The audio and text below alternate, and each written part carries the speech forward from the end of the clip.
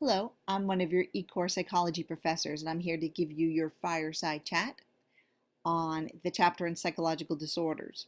The key word on this very wordy page is etiology. And etiology is the idea that there are causes for various states of unwellness with people, whether it's depression or anxiety or phobias or obsessive compulsive behaviors. And one part of this chapter is trying to understand what causes these problems. Another part of this chapter is looking at the various treatments that we can use to help people through these particular disorders.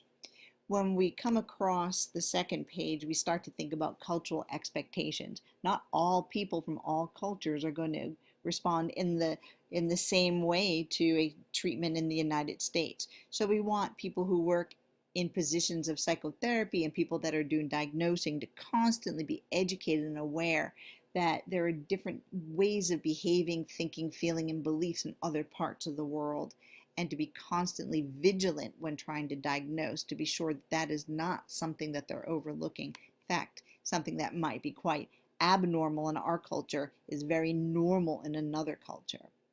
Another really important part of this chapter is this section on Thomas Szasz and the myth of mental illness.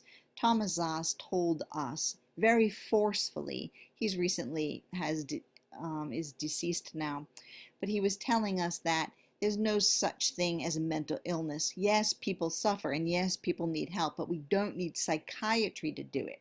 So while he believed there were psychological disorders, he did not believe there were illnesses per se.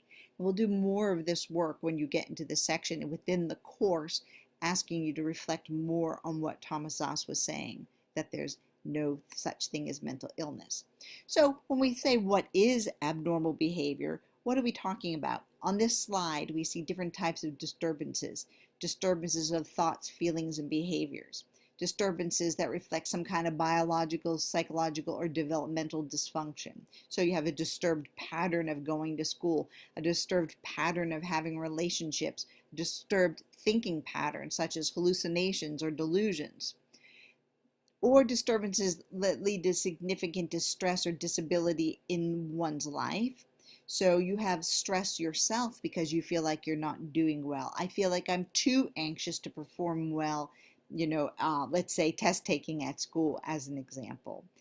And again, being culturally sensitive, that is not something that is approved in another culture and misdiagnosed and misinterpreted. We want to become familiar with these letters D, S, and M. That stands for the Diagnostic and Statistical Manual. We're on the 5th edition, so it's called DSM-5 now. And what the DSM-5 does is list all the disorders, their prevalence, how they're diagnosed, and even some information about all the literature that was done to come to these conclusions that it should be in the DSM. Early on historically, and you'll read this in the textbook, people didn't know what to do. They didn't know what to do if someone experienced, say, a deep depression or a mania. So people tried to do something to help. Here we see someone who's being, a tool, it says, to extract an object from the head of an afflicted person. We know that these treatments obviously were not effective. They looked dangerous, probably led to more deaths. But the idea is that people have always tried to help other people with afflictions. As we go along, we become much more specific in learning what disorders are. Here we have a list of specific phobias, and you can look through all of those. I'll stop on one here.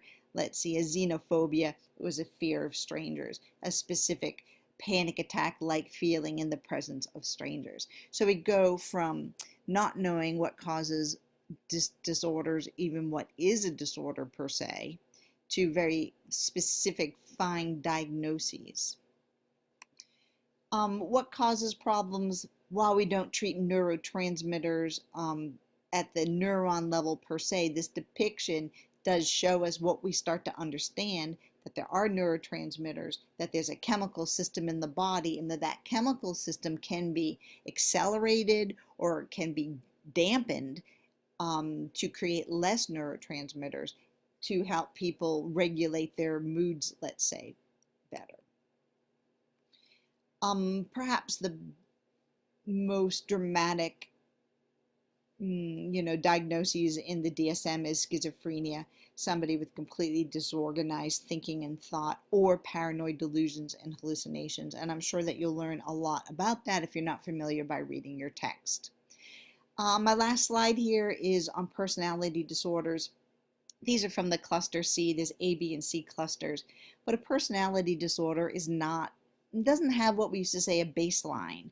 A baseline was, people typically are here, just put your hand someplace in the air, here for depression. But if it went above there, that would be mania, or below there, that would be depression. And we wanted to help people get back to baseline. With personality disorders, there is no baseline, but rather what we feel to be a disordered type of personality that is causing often, a lot of unhappiness, instability in the lives of other people around them. I hope you enjoy your fireside chat. I hope it encourages you to read this chapter and to embrace it and to learn as much as you can. Thank you so much for being here.